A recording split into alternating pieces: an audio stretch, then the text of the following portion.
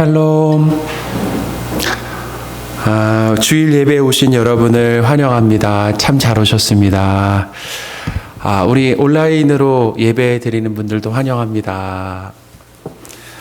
우리 주변에 있는 분들과 우리 잠깐 인사하는 시간을 가질까요? 쭉 돌아보시면서 우리 오랜만에 뵙는 분들 있죠? 우리 놀라면 진짜 잘 오셨습니다. 환영합니다. 예, 반가운 분들이.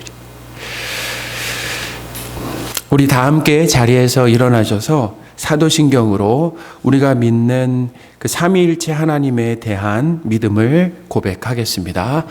전능하사 천지를 만드신 하나님 아버지를 내가 믿사오며 그 외아들 우리 주 예수 그리스도를 믿사오니 이는 성령으로 잉태하사 동정녀 마리아에게 나시고 본디오 빌라도에게 고난을 받으사 십자가에 못 박혀 죽으시고 장사한 지 사흘 만에 죽은 자 가운데서 다시 살아나시며 하늘에 오르사 전능하신 하나님 우편에 앉아 계시다가 저리로서 산자와 죽은 자를 심판하러 오시리라.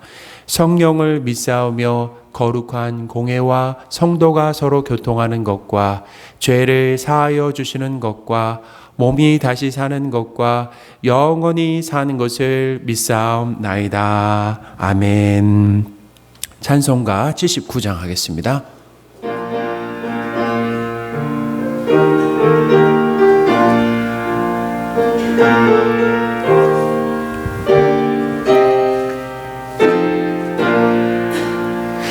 주 하나님 지으신 모든 세계 내 마음속에 그리어 볼 때 하늘의 별 울려 퍼지는 내성 주님의 권능 우주에 찾네.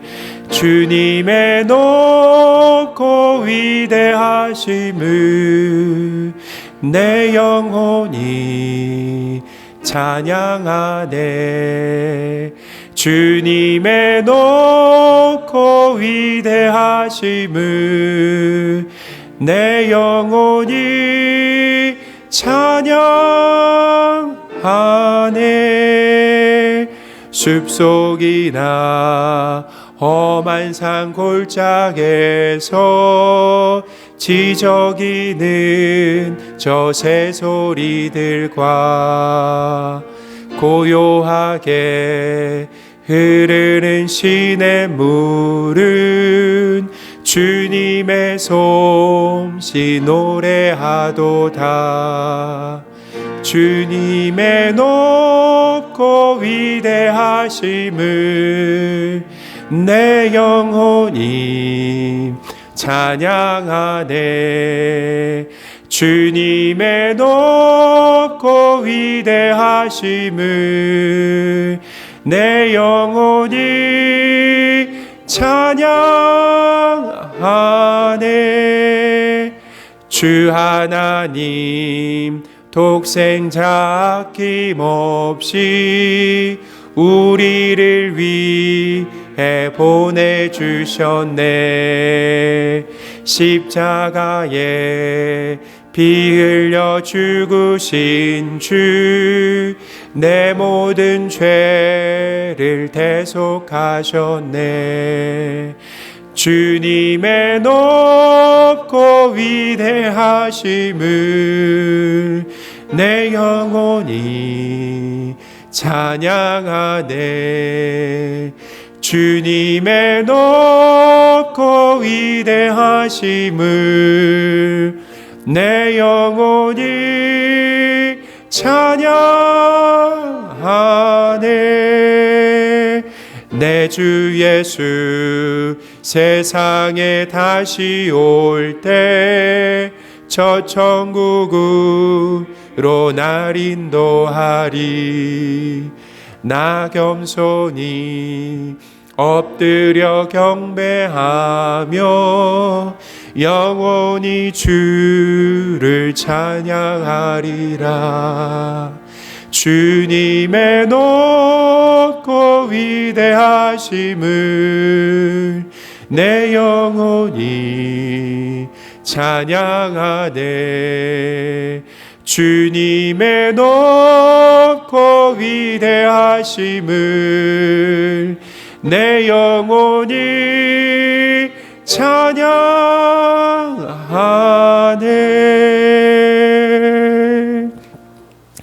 다 함께 자리에 앉아주시기 바랍니다. 김성철 집사님 기도하겠습니다.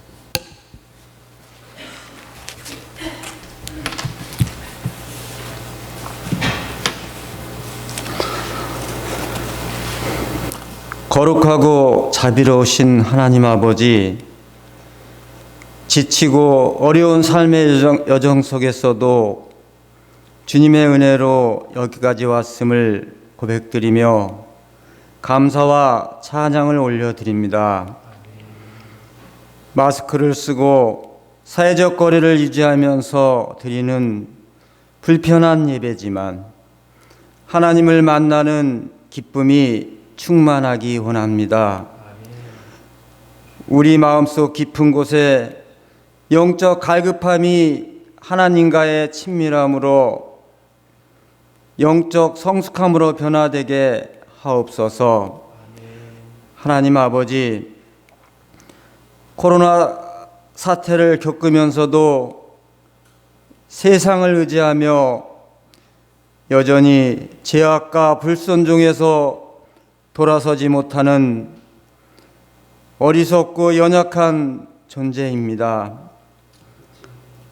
사랑과 말씀으로 약한 자를 섬기기보다 우리의 소견대로 행동하는 교만함과 탐욕이 가득한 죄인임을 고백하며 회개합니다.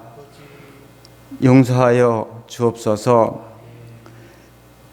생명과 역사의 주인 되시는 주님께로 돌아오게 하옵소서.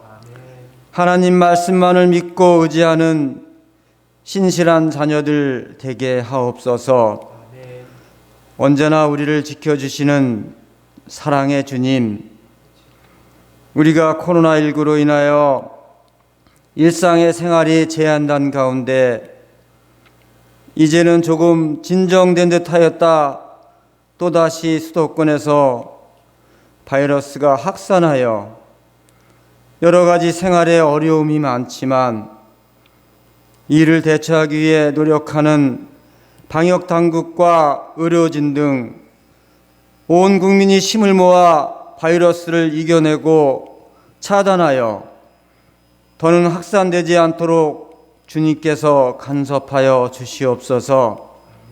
하나님 아버지, 이번 바이러스로 인하여 우리 교회가 준비하고 계획 세웠던 여러 행사가 취소되고 연기된 것들이 하루빨리 새롭게 준비되게 하시고 계획대로 진행되어 그리스도의 참 사랑을 깨닫게 하시고 예수 그리스도를 구주로 영접하는 생명의 잔치가 되게 기도로 준비하게 하여 주시옵소서. 또한 여름철 무더위에 우리의 건강을 지켜주시고 날마다 신령한 하나님의 은혜가 충만하게 하시어 약한 자에게는 힘을 주시고 병마로 고통 중에 있는 자녀에게는 치료하여 주시고 어린 자녀들에게는 지혜를 주시옵고 장기적인 불황으로 인하여 영적으로나 육체적으로 지쳐있고 목말라 하는 주님의 백성들에게 영혼의 담비를 내려 주시옵소서.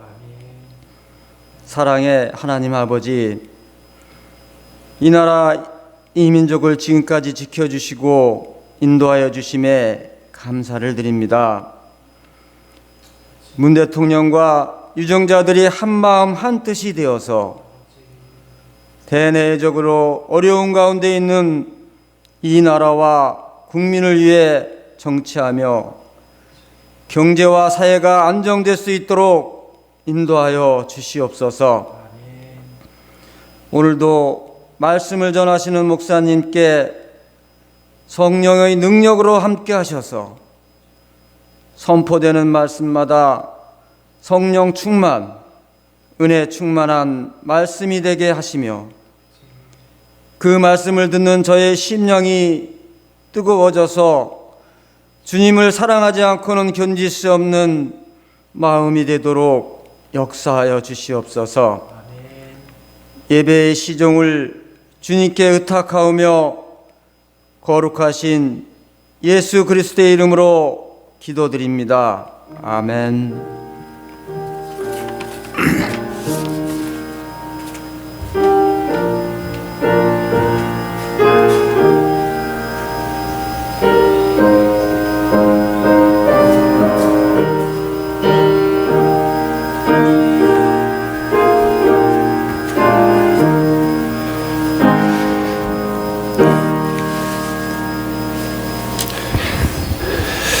살아계신 하나님의 말씀 요한복음 1장 6절에서 13절까지 말씀입니다.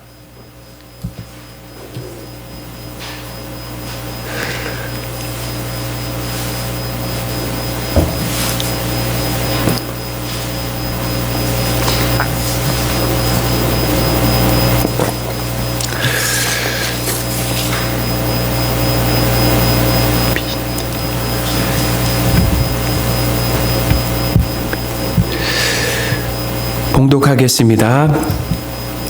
하나님께로부터 보내심을 받은 사람이 있으니 그의 이름은 요한이라. 그가 증언하러 왔으니 곧 빛에 대하여 증언하고 모든 사람이 자기로 말미암아 믿게 하려 함이라. 그는 이 빛이 아니요 이 빛에 대하여 증언하러 온 자라.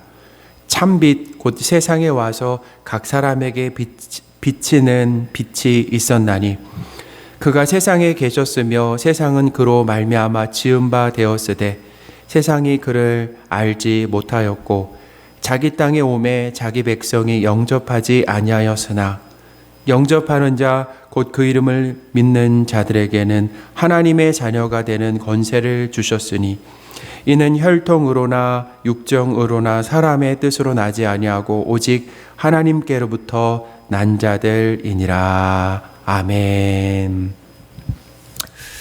한번 저를 따라해 보시기 바랍니다. 예수님은 참빛이십니다.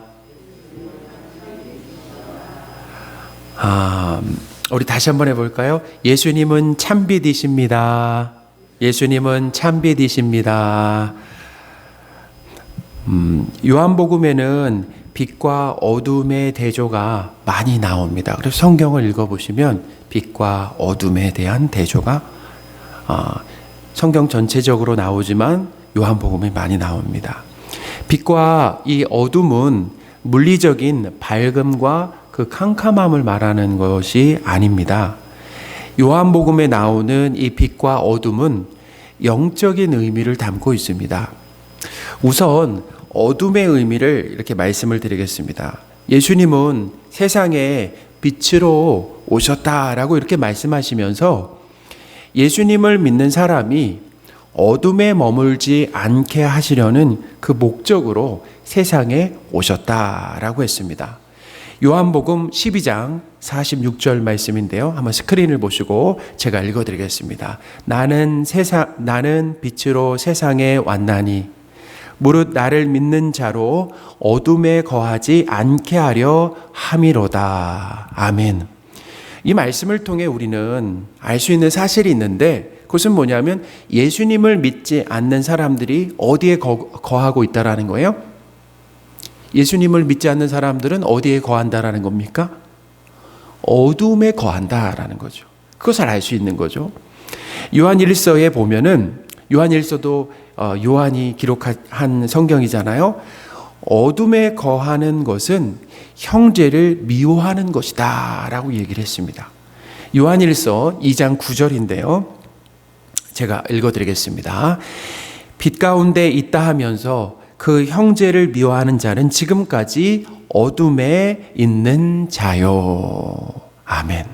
그러니까 요한복음에 보면 이 가룟 유다도 예수님을 팔기 위해서 밤에 나갔다라고 하는 기록이 있습니다. 자, 언제 나갔다고요? 밤에 나갔다라는 거예요. 요한복음 13장 30절 말씀인데요. 제가 읽어드리겠습니다. 유다가 그 조각을 받고 곧 나가니 밤이러라. 아멘.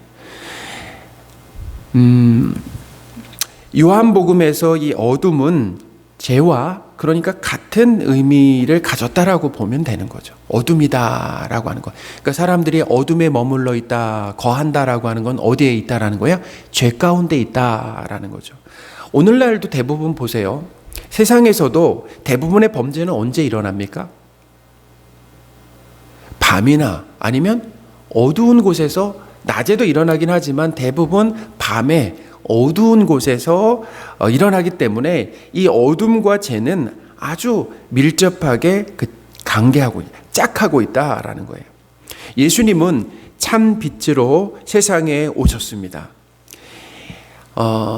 이 빛의 특징 중에 하나는 뭐가 있냐면 사물의 진상을 드러낸다라는 거예요. 우리가 진상 보통 이렇게 부정적인 의미로 많이 사용하잖아요. 진상을 떤다, 막 이렇게 이런 걸로. 그러니까 사물의 진상을 드러내는 것이 뭐냐면 사물의 본 모습을 밝히 보여주는 게 뭐냐면 바로 빛이다라는 거죠. 만약에 여기서 불을 끄면 우리가 그러니까 불을 끄면 잘 안 보이죠. 그렇죠? 불을 켜게 되니까 성경이 잘 보이는 거 아니겠습니까? 가끔 강한 햇빛 아래에서 우리 뭘 볼 때가 있어요? 강한 햇빛 아래에서 뭘 볼 때가 있습니까? 이 공기 중에 그 먼지의 움직임을 볼 때가 있잖아요. 평소에는 보지 못했는데 강한 햇빛이 비춰지니까 그 공기 중에 먼지의 움직임이 드러날 때가 있다라는 거죠. 그러니까 참빛 대신 예수님이 우리 삶에 찾아오시면 평소에는 몰랐던 우리의 어두움, 곧 이 우리가 죄인임이 환히 드러나게 된다라는 겁니다. 예수님을 만났던 베드로도 자신이 죄인임을 깨닫게 되었습니다. 예수님은 밤새 고기를 잡다가 빈배로 돌아온 이 베드로에게 깊은 곳으로 가서 그물을 내리라라고 했습니다. 베드로는 예수님의 말씀대로 깊은 데로 가서 그물을 내렸고 고기를 어떻게 했어요? 고기를 많이 잡아서 그물이 어떻게 됐다고 얘기합니까? 그물이 찢어졌다라고 이렇게 얘기를 하고 있어요. 그러니까 엄청난 고기를 잡은 거죠. 그때 베드로는 아주 뜻밖의 반응을 보였습니다. 어떤 반응이에요? 고기를 많이 잡은 것을 보면서 우리 보통에는 감격하면서 기뻐해야 되잖아요. 근데 감격하고 기뻐한 것이 아니라 자신이 죄인인 것을 깨닫고 두려워했다라는 겁니다. 누가복음 5장 8절 말씀인데요. 제가 읽어드리겠습니다. 시몬 베드로가 이를 보고 예수의 무릎 아래 엎드려 이르되 주여 나를 떠나소서 나는 죄인이로소이다 하니 아멘. 정말 뜻밖의 반응이라는 겁니다. 사랑하는 성도 여러분, 빛 대신 예수님이 우리 삶에 찾아오시면 베드로처럼 내가 죄인임을 깨닫게 됩니다. 이것이 중요하다라는 거예요. 사람은 자기 자신에 대해서 잘 모릅니다. 그리고 착각하면서 살아간다라는 거예요. 자신을 객관적으로 보지 못한다라는 거예요. 마치 자기 얼굴을, 내 얼굴 지금 내가 볼 수 있어요? 없습니다. 내 등을 내가 볼 수 있습니까? 못 본다라는 거죠. 그러니까 사람의 한계죠. 그것처럼 사람은 자기 자신에 대해서 잘 모른다라는 거예요. 최근에 길을 걷는데 이렇게 반대편에서 지나가시는 분들의 대화 내용이 들려왔어요. 제가 일부러 들으려고 한 건 아닌데 말씀하시는 게 들렸는데 이런 얘기를 했습니다. 누군가를 흉을 보는 것 같았는데 이런 얘기를 하시더라고요. 아니, 말이 많은 것을 자기만 모른다고. 자, 누구만 모른다고요? 말이 많은데 누구만 몰라요? 자기만 모른다라는 그 말을 딱 듣는데 참 뜨끔했습니다. 사람은 자신이 얼마나 무지하고 또 얼마나 무능력한지 모르고 죄인이라는 사실은 더더욱 모른다라는 거죠.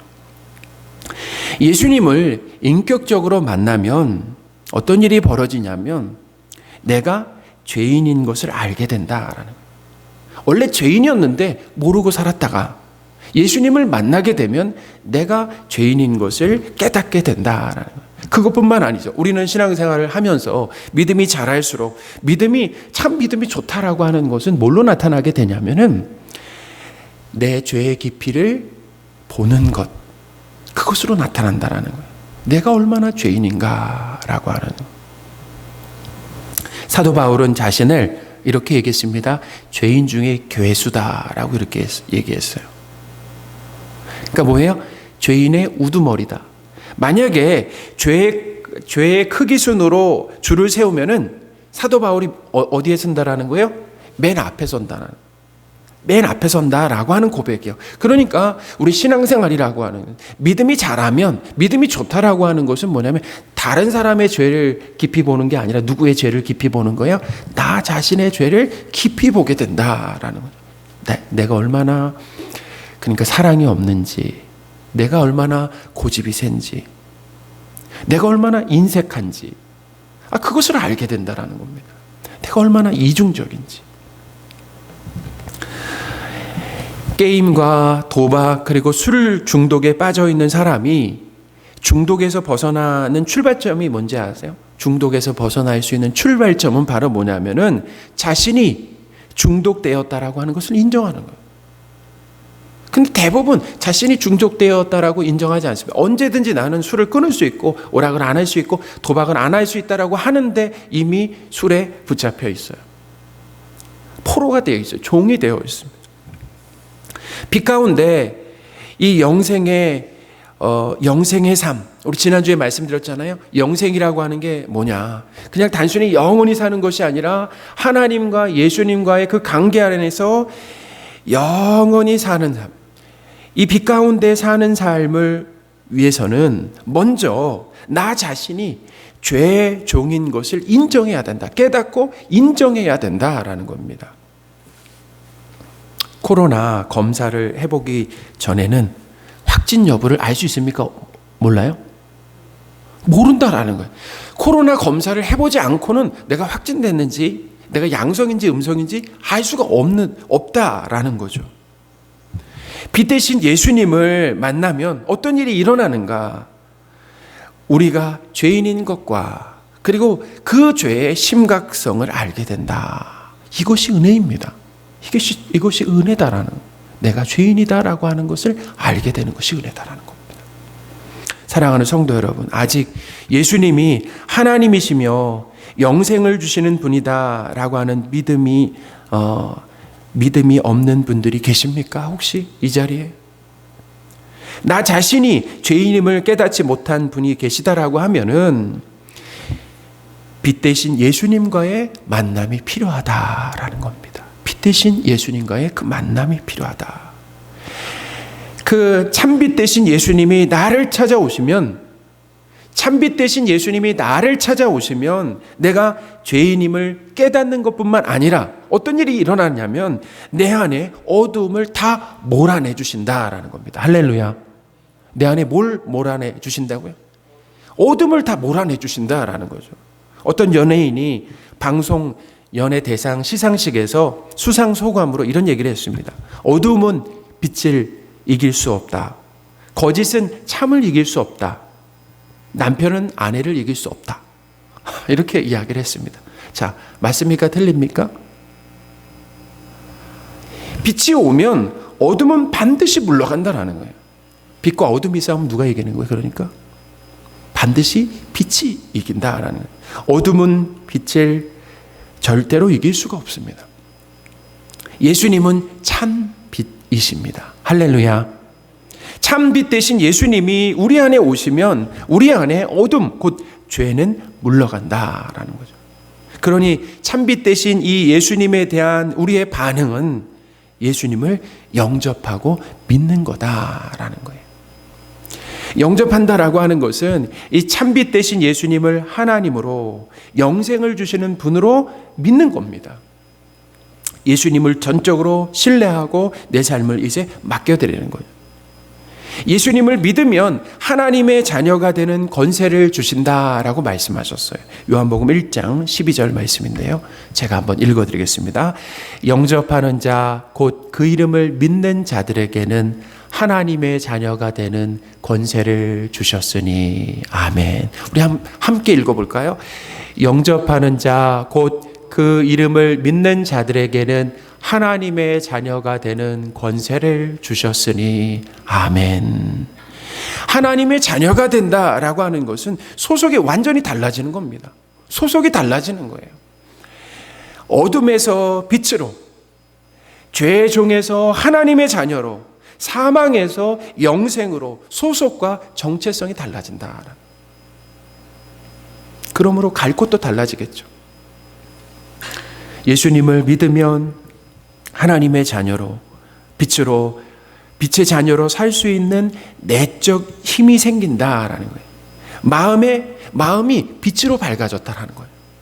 마음이 빛으로 밝아졌다라고 하는. 저는 예수님을 믿고 나서 진정한 평안과 기쁨을 얻게 되었어요. 그것은 우리는 그렇잖아요. 내 안에 평안과 기쁨이 우리의 외부 환경에 따라 좌우되는 거 아니겠습니까? 건강해야만, 그리고 우리가 어떤 소원하는 일이 이루어져야만, 그죠? 그리고 물질적으로 풍요로워야만 우리가 평안하고 기쁘다라고 생각할 수 있는데, 전 무엇을 경험했냐면 건강하지 않아도, 그리고 부를 획득하지 않았어도 내 안에 생명 되시고 빛 대신 예수님이 거하심으로 인하여서 내가 평안하고 기쁘다라고 하는 것을 경험하게 되었어요. 오늘 이곳에 앉아 계신 분들 중에는 저와 같은 이 평안과 또 기쁨을 경험하시는 분들이 있으신 줄 믿습니다. 에베소서 5장 8절 9절은 이렇게 얘기해요. 빛의 열매를 얘기합니다. 빛의 열매. 그것은 모든 착함과 그리고 의로움과 진실함이라고 했습니다. 제가 한번 읽어드리겠습니다. 너희가 전에는 어두움이더니 이제는 주 안에서 빛이라. 빛의 자녀들처럼 행하라. 빛의 열매는 모든 착함과 의로움과 진실함에 있느니라. 아멘. 예수님을 믿고 하나님의 자녀가 되면 또 악하고 거짓으로 살았던 삶에서 전혀 다른 그 열매인 모든 착함과 의로움과 진실함을 맺을 수가 있다라는 거예요. 성도 여러분, 참빛을 따라가게 되면 어떤 일이 일어나는지 아세요? 우리가 빛이 됩니다. 참빛을 따라가게 되면 우리가 빛이 된다. 오징어 잡이 배에서 오징어를 잡을 때 집어등을 씁니다. 집어등이라고 하는 거 아세요? 집어등 알죠? 고기 잡기 위해서 아주 밝게 켜두는 그 등불을 집어등이라고 하잖아요. 이 집어등의 빛은 고기를 유인해서 고기가 어떻게 됩니까? 그 빛을 따라가면 어떻게 돼요? 죽게 되는 거예요. 잡혀 죽게 되는 거 아니겠습니까? 세상에는 우리를 잘못된 길로 가게 함으로 결국에는 삶을 낭비하면서 하나님이 주신 이 귀한 삶을 낭비하는 거예요. 그리고 후회하고 생명을 잃게 하는 거짓된 이 빛들의 유혹이 많다라는 겁니다. 거짓된 빛들의 유혹이 많다라는 거예요. 시편 119편 5절에는 이렇게 얘기합니다. 주의 말씀은 내 발의 등이요 내 길의 빛이니이다 라고 했습니다. 주님의 말씀은 뭐라고요? 캄캄한 인생길을 안내하는 빛이다. 그러니까 그 말씀이 빛인데 그 말씀을 따라가면은 바른 지침을 얻게 된다라는 거예요. 캄캄합니다. 그죠? 캄캄해요. 우리는 인생을 살아가면서 캄캄하잖아요. 부모로서 어떻게 해야 될지 캄캄하잖아요. 내가 결혼하고도 이 배우자에게 어떻게 해야 되는가라고 하는 것에 있어서도 캄캄하잖아요. 예상하지 못한 어떤 일들이 우리의 인생 가운데 닥칠 때 어떻게 행동해야 될지 몰라서 캄캄하잖아요. 주의 말씀이 빛이 되신다라. 주의 말씀이 빛이 되신다라는 거죠. 참되신 예수님을 하나님으로 믿으시기 바랍니다. 예수님을 믿는 것은 보니까 내가 예수님을 선택하는 것이 아닙니다. 이렇게 영접하라고 그랬잖아요. 그리고 믿으라고 했잖아요. 그렇게 생각할 때는 우리 이렇게 생각할 수 있어요. 내가 예수님을 영접하고 내가 예수님을 믿는 것으로 생각할 수 있는데, 사람이 아무리 간절히 바라고 뜻한다라고 해서 하나님의 자녀가 되는 것이 아닙니다. 우리는 이걸 알아야 돼요. 하나님의 의지와 하나님의 뜻으로 우리가 하나님의 자녀가 된다라는, 그러니까 우리의 선택이 아니라 하나님께서 우리를 자녀로 선택해 주시는 겁니다. 13절이 그 말씀에 그 의미를 담고 있는데요. 13절을 제가 읽어드리겠습니다. 이는 혈통으로나 육정으로나 사람의 뜻으로 나지 아니하고 오직 하나님께로부터 난 자들이니라. 아멘. 사람의 뜻으로, 사람이 뜻한다라고 해서 하나님의 자녀가 되는 것이 아니라 하나님으로부터 난 자들이다라고 하는 의미는 어떤 의미가 있냐면은 하나님께서 원하셔서 하나님께서 뜻하셔서 우리를 하나님의 자녀로 선택해 주셨다라는 거죠. 하나님께서 하나님의 자녀로 우리를 선택해 주셨기 때문에 우리가 예수님을 믿게 되었다라는 순서가 그렇게 됩니다. 그러니 내가 예수님을 믿겠다라고 선택한 것 같지만 하나님의 선택으로 예수님을 믿게 된 것이다. 이게 은혜죠. 정말 은혜입니다. 내가 예수님을 믿고 하나님의 자녀 된 것은 우리의 공로나 노력이 아닙니다. 저도 그래요. 가끔 내가 어떻게 예수님을 믿게 되었을까? 저희 집안을 보면 다 불교적인 배경을 가지고 있는데 제가 처음으로 예수님을 믿었는데 나는 어떻게 그렇게 어린 시절 불교 배경에서 자라나다가 지금 예수님을 믿고 예수님을 믿는 것뿐만 아니라 목사가 되었을까? 하나님의 선택이라는, 하나님의 뜻이다라는 거죠. 하나님의 은혜죠. 그래서 우리가 예수님을 믿게 되는 것은 하나님의 그 은혜다라고 하는 것을 기억하시기 바랍니다. 세례 요한은 이 빛 대신 예수님을 사람들에게 증언하기 위해서 하나님으로부터 보냄을 받은 사람이다라고 이렇게 얘기하고 있어요. 그의 생애를 통해서 예수님의 그 빛 대심이 드러나고 예수님을 믿게 하려고 세례 요한이 세상에 존재했다라는 거예요. 7절 말씀인데요. 제가 7절을 읽어드리겠습니다. 그가 증언하러 왔으니 곧 빛에 대하여 증언하고 모든 사람이 자기로 말미암아 믿게 하려 함이라. 아멘. 사랑하는 성도 여러분, 왜 사는가? 나는 왜 사는가? 왜 존재하는가? 세상에 왜 존재하는가?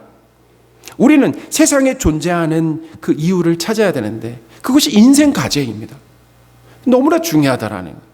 세상에는 내가 이 세상에 왜 존재하는지, 왜 존재해야 되는지에 대한 그 이유를 모르는 사람들이 넘쳐난다라는 거예요. 그러니까 이유를 모르고 잘못 살아가는 사람들이 많다라는 거예요. 오늘 말씀은 우리가 이 땅에서 어디에 목숨을 걸어야 되는지, 남은 인생을 무엇을 하면서 불태워야 하는가, 불태운 그것을 가르쳐 준다라는 거예요. 바로 예수님을 증언하는 삶입니다. 증언은 정확하게, 증인은 어떤 사람이 증인이 될 수 있습니까? 정확하게 보고 듣고 경험한 사람이 할 수 있어요. 보지 않았는데, 듣지 못했는데 증인이 될 수 없어요. 증언할 수가 없습니다. 가짜죠. 우리 안에 빛 대신 예수님이 거하시기에 우리는 빛 대신 예수님을 드러내므로 증언할 수 있다라는 거예요. 말로만 아닙니다. 뭐라고요? 빛 대신 예수님을 드러내는 거예요. 우리 안에 빛이 있다라고 하는 것, 빛의 삶을 살면서 예수님을 드러내는 거예요. 증언하는 것이다라는 거예요. 예수님은 제자들에게 이렇게 말씀하셨어요. 너희는 세상의 빛이라. 참 놀랍습니다. 우리는 세상에 살아갈 때 쓰레기 취급을 받을 때가 너무 많아요. 사람들에게. 근데 예수님 뭐라고 말씀하셨다고요? 너희는 세상의 빛이다 라고 말씀하셨다라는 거예요.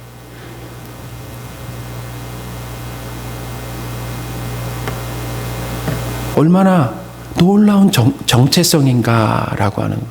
우리가 얼마나 중요하고 귀한 사람인가라고 하는 것을 가르쳐 주는 거죠. 세상의 빛이라. 여러분, 세상 빛이 대체할 수 있습니까? 빛을, 태양을 대체할 수 있는 거 있어요? 소금을 대체할 수 있는 것이 있습니까? 없어요. 빛과 소금이라고 하는 것은 세상에서 대체할 수 있는 것이 없고 세상에 꼭 필요하다라는 거죠.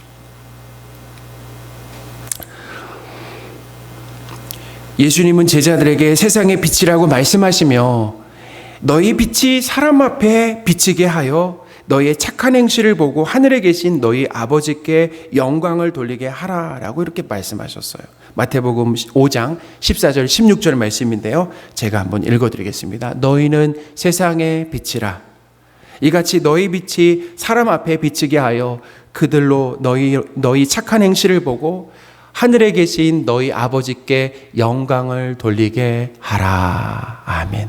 저는 오랜 시간 이런 고민이 있었습니다. 우리가 세상의 빛과 소금이라고 하는데 세상의 빛이라는 게 뭘까라고 하는, 그냥 많이 들어서 익숙했어요. 근데 세상의 빛으로 살아야 된다라고 하는 것, 빛이라고 하는데 그 빛이라고 하는 게 의미가 뭘까? 근데 이 말씀이 빛이 어떤 의미인가라고 하는 것을 가르쳐 줍니다.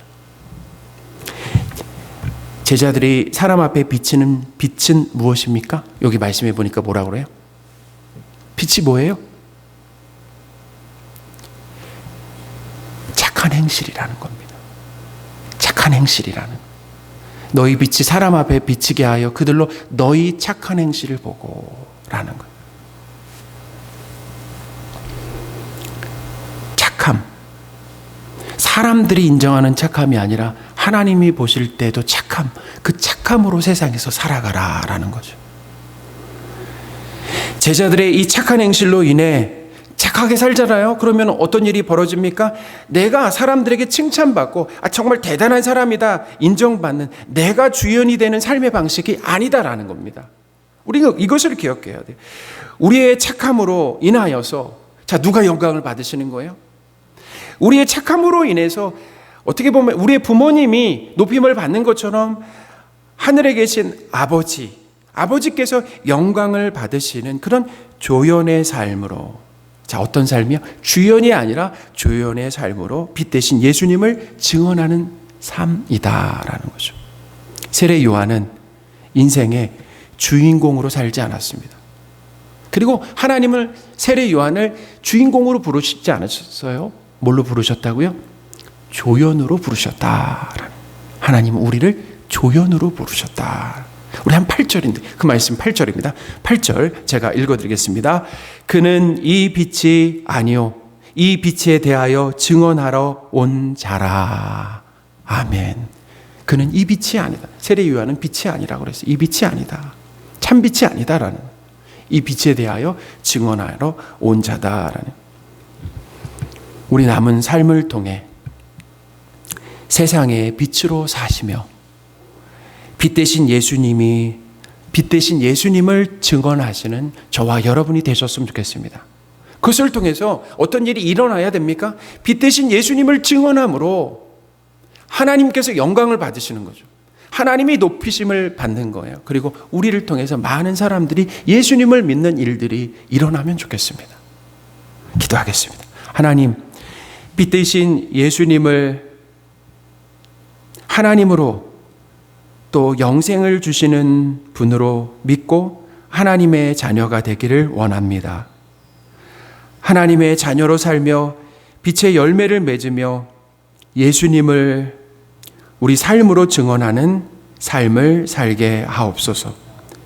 세상의 빛으로 우리의 삶을 통해 하나님께서 영광을 받으시고 많은 사람이 우리를 통해 예수님을 믿게 하옵소서. 우리 주 예수 그리스도의 이름으로 기도드립니다. 아멘. 우리 찬송가 84장 하면서 준비하신 헌금을 하나님 앞에 드리겠습니다.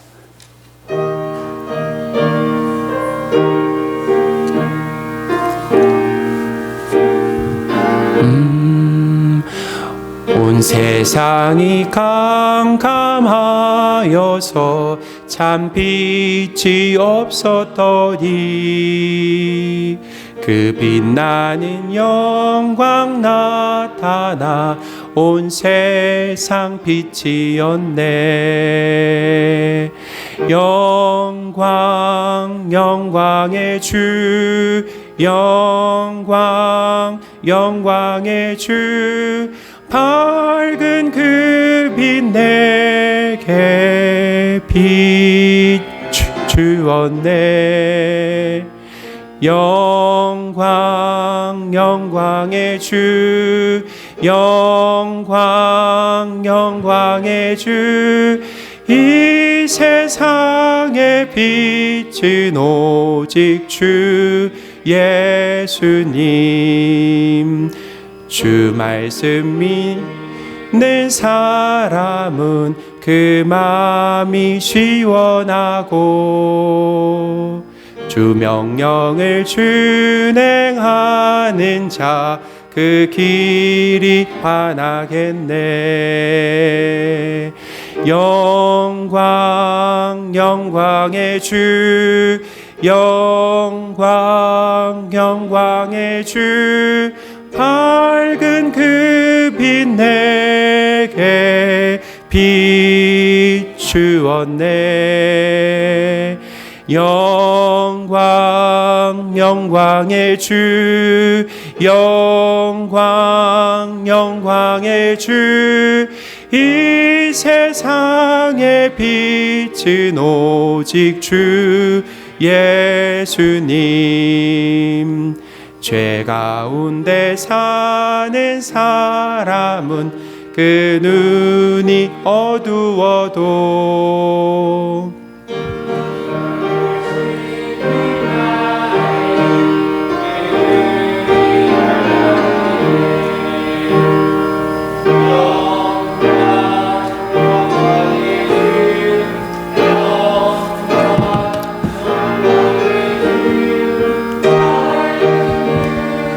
내게 비추었네.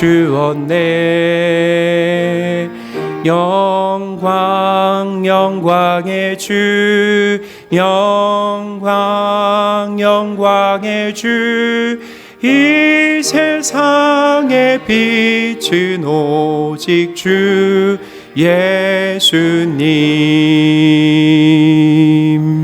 아멘. 기도하겠습니다.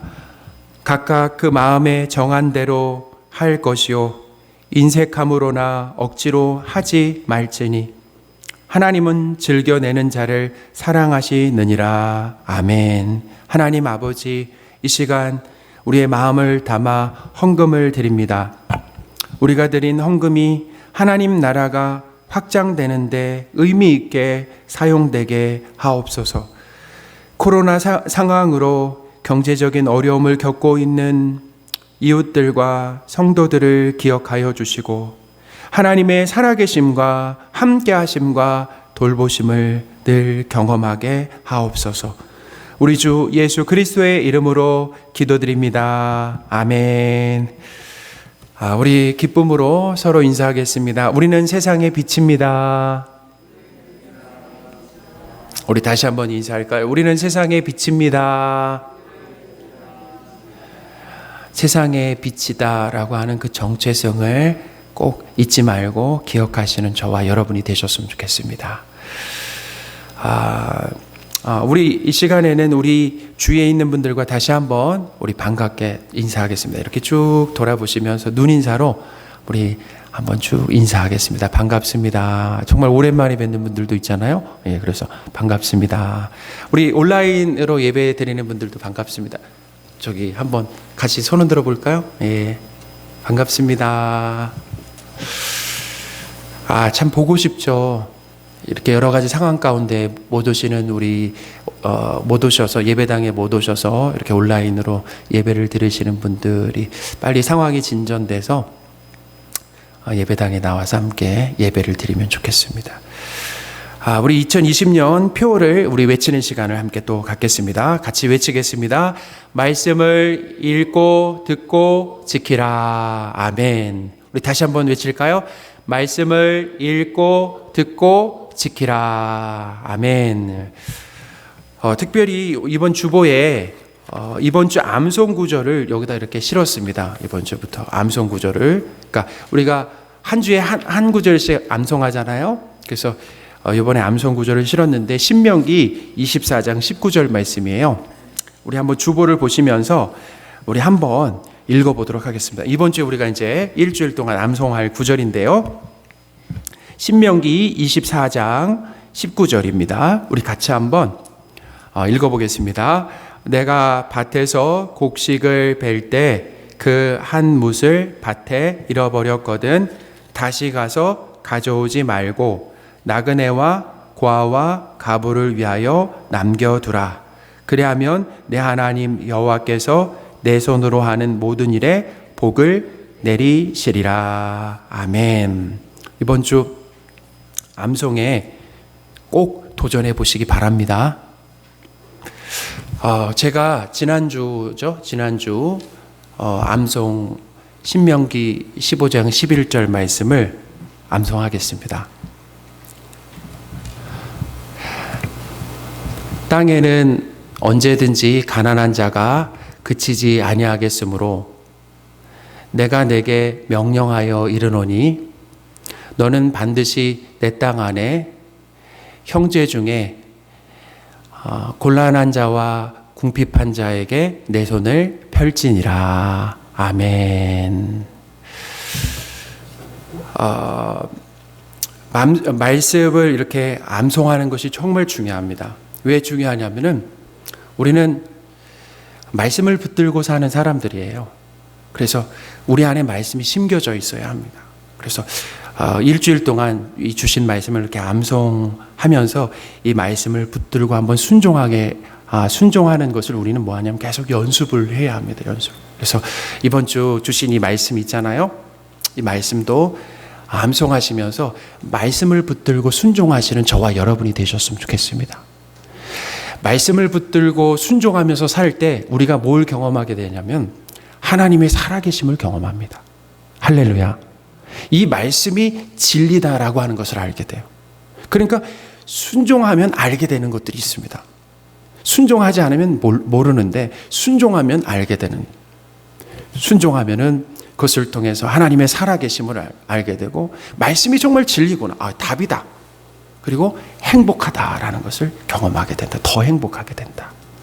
그래서 이번 한 주간 더욱 신명기 24장 19절 말씀을 우리 암송을 하시면 좋겠습니다. 우리 말씀 사랑 온도 한번 보실까요? 지금 몇 도죠? 말씀 사랑 온도가 우리 온라인에서 예배드리는 분들에게 제가 알려드리겠습니다. 29도입니다. 29도. 와, 참. 지난주에도 2도가 올라갔어요. 2도가 올라갔는데 우리 그동안 말씀 이 온도를 올려주신 분들에게 우리 박수 한번 할까요? 참 잘하셨습니다. 자, 그리고 지금 열심히 읽고 계신 분들에게도 우리 격려의 박수 하겠습니다. 계속 성경 읽기에 열심을 내주시기 바랍니다. 오늘부터 우리 피택 교육이 시작됩니다. 7월 5일 날 매추감사 주일로 지키는데요. 지난 6개월을 감사하면서 우리 한 줄 감사를 적어서 제출해 주시면 좋겠습니다. 제가 지금 여기에 없는데 지금 뒤에 보시면 로비 필경대 위에 그렇게 카드가 있습니다. 감사 카드가. 그래서 코로나 상황으로 참 어려웠지만 그래도 우리가 감사를 발견하고 한 줄 감사를 하시면 좋겠어요. 예를 들면 이런 거죠. 성경 일독을 할 수 있게 하신 거 감사합니다.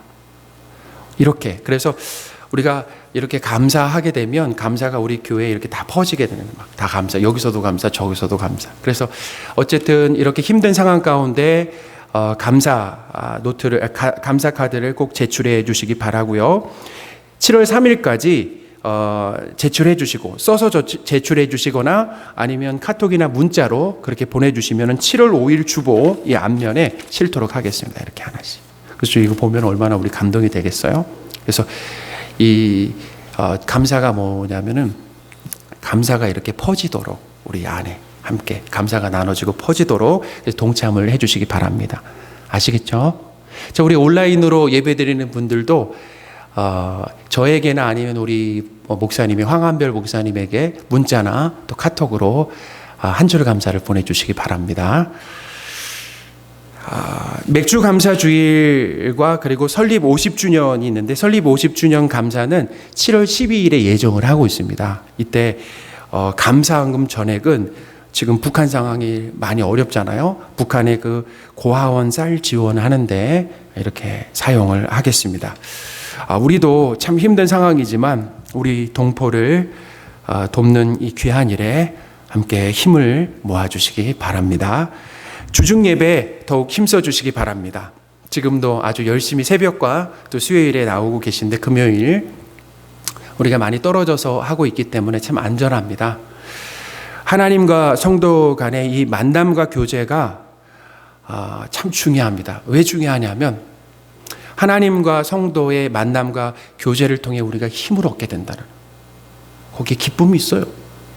기쁨이 있습니다. 그리고 기쁨만 있는 것이 아니라 우리의 믿음을 지킬 수 있다는, 우리의 믿음을 지키고 특별히 코로나의 위기 가운데 극복할 수 있는 결정적인 힘이 하나님과의 관계, 성도들과의 그 관계에서 나온다 라고 하는 것을 꼭 기억하시고 주중 예배에 꼭 힘써 주시는 저와 여러분이 되셨으면 좋겠어요. 오늘 이번 주에 올해 특별히 저렇게 예배 한 번 더잖아요. 우리 실천 상황이 1+가 예배 한 번 더입니다. 1+ 예배 한 번 더 하시면서 그 교제의 기쁨을 누리시는 저와 여러분이 되셨으면 좋겠습니다.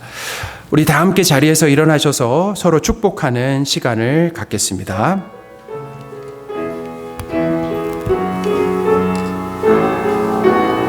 우리 손을 내밀어서 축복하겠습니다.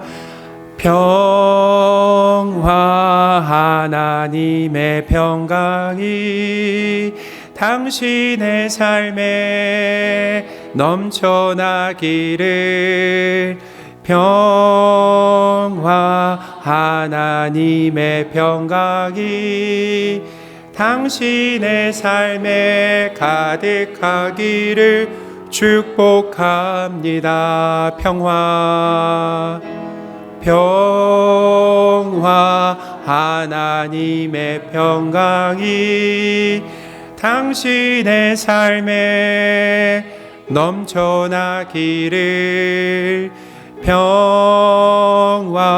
하나님의 평강이 당신의 삶에 가득하기를 축복합니다.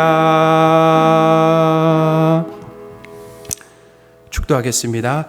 빛 대신 예수 그리스도의 은혜와 하나님의 크신 사랑과 성령님의 늘 함께하심이 예배당과 가정에서 주일 예배를 드리고 세상에서 빛의 자녀로 살아가기를 원하는 모든 성도들 위해 그 가정과 학업과 일터 위에 지금부터 영원토록 함께 계실지어다. 아멘.